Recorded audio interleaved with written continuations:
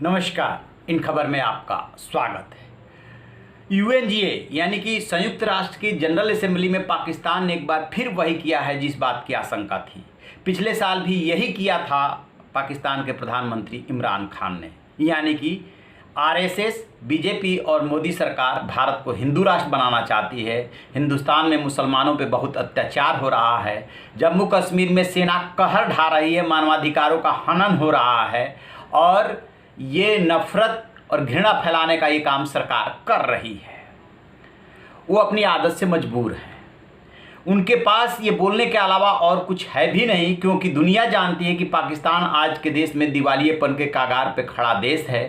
उनके पास अपनी कोई उपलब्धि नहीं जो देशवासियों को बता सके। महंगाई की और वहाँ की दुरूह परिस्थितियाँ क्या है ये देशवासी जानते हैं, पाकिस्तानी जानते हैं और दुनिया जानती है। भारत ने जब यूएन के 75वें सत्र को संबोधित कर रहे थे पाकिस्तान के प्रधानमंत्री इमरान खान, और जैसे ही उन्होंने जहर उगलना शुरू किया, भारत ने वॉकआउट कर दिया।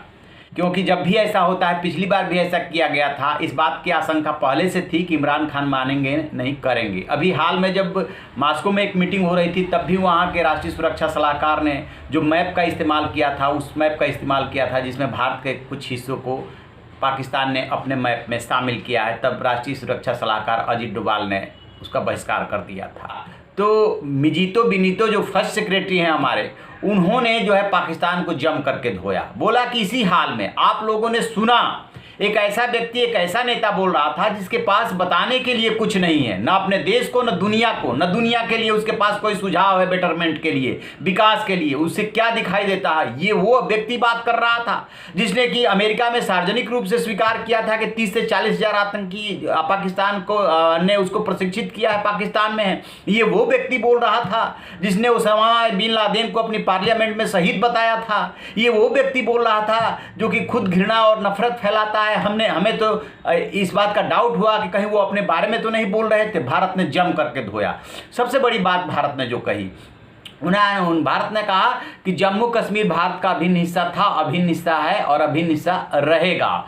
जो भी भारत ने वहाँ पे परिवर्तन किया है, वो प्रशासनिक वहाँ की व्यवस्था बदली है और ये भारत का पूरा अधिकार है, क्योंकि वो उसका अंदरूनी हिस्सा है। अब यदि बात होनी है तो पीओके पे बात होनी है कि पीओके खाली करे पाकिस्तान तत्काल, क्योंकि वो भारत का अभिन्न हिस्सा है और भारत उसे लेकर के रहेगा। इसके बाद स्वाभाविक सी बात है कि पाकिस्तान को मिर्ची लगी, क्योंकि भारत एक बात अब तय कर चुका है, बात जम्मू कश्मीर पे नहीं होगी, बात जो कुछ भी होगी अब पीओके पे होगी। और पीओके भारत के निशाने पे है। एक बार नहीं, भारत कई बार बोल चुका है। अमित शाह जो गृह मंत्री हैं वो संसद में बोल चुके हैं कि पीओके भारत लेगा, और अब यूएन में भी भारतीय प्रतिनिधि ने साफ साफ कहा कि पाकिस्तान पीओके खाली करे।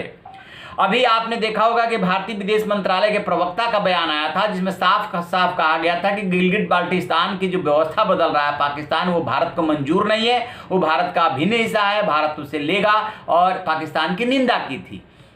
अब माना ये जा रहा है कि भारत ने जिस तरीके से मुंह तोड़ जवाब दिया है पाकिस्तान को, उसके बाद यदि भारतीय प्रधानमंत्री नरेंद्र मोदी, जैसे कि आज शेड्यूल लगा हुआ है, शायद आज वो बोलेंगे, निश्चित रूप से दो ही उनके पास विकल्प है। या तो इमरान खान को एकदम इग्नोर कर जाए कि आपने क्या बोला क्या नहीं बोला, क्योंकि आपकी आदत है दुनिया कोई में आपका कोई सुनता नहीं है, और या फिर मुंह तोड़ जवाब दे। तो जैसे कि अनुमान व्यक्त किया जा रहा है कि प्रधानमंत्री नरेंद्र मोदी जरूर बोलेंगे और इमरान खान को संकेतों में कड़ा जवाब देंगे कि भारत न झुका था और न झुकेगा। तुम्हें जो है पाकिस्तान औकात में रखेगा, तुम अपने यहाँ के आतंकवादियों को संभालो। तुम आतंकवादियों को पेंशन देते हो, उसामा बिन लादेन को जो है तुम मर्टायर बताते हो, शहीद बताते हो, कहते हो कि 30-40 हज़ार आतंकियों को पाकिस्तान ने जो है प्रशिक्षित किया है, और तुम जो है यूएन में भारत के खिलाफ जहर उगल रहे हो। तुम मानवाधिकार की बात कर रहे हो, उस चाइना के बारे में क्यों नहीं बात करते हो जहाँ पे कि मुस्लिमों को जो है बंदीगिरी में बना करके रखा गया है, कैंपों में रखा गया है, वन चाइल्ड पॉलिसी लागू करने की बात की जा रही है। वहां तुम्हें नहीं दिखाई दे रहा, तुम बोल भी नहीं पाओगे, क्योंकि तुम गुलाम हो चुके हो चाइना के। सीपीईपी में के बहाने जो है चाइना तुम पे कब्जा कर रहा है, वहां बोली नहीं निकलेगी, सिर्फ भारत के खिलाफ बोली निकलेगी। तो भारत ने मुंहतोड़ जवाब दिया है और फिर मुंहतोड़ जवाब देगा। जैसे इसमें कोई अपडेट मिलेगा हम आपको बताएंगे। आप देखते रहिए हमारा डिजिटल चैनल इन खबर। Thank you. इन खबर चैनल को सब्सक्राइब करें और